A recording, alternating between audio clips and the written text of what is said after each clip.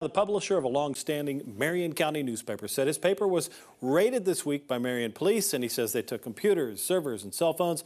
KSN's Zena Tahar went to Marion, about an hour north of Wichita, talked to the publisher who's calling this violation of his First Amendment rights. Zena? Craig, the police chief put out a statement and said he can't comment on a criminal investigation. That publisher tells me police took computers, hard drives, and personal cell phones at both his home and his newspaper business at the same time. And he says now he's struggling to make his publishing deadline with no computers. He claims an investigation by Marion police is unfounded. Eric Myers says there were questions about a story 1 week before police came into his business.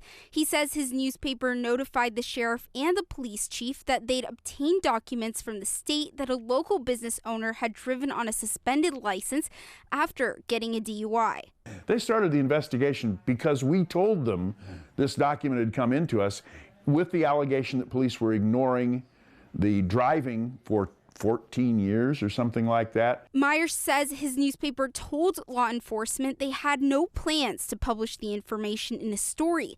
But 1 week later, he says police came into his newspaper and seized his equipment.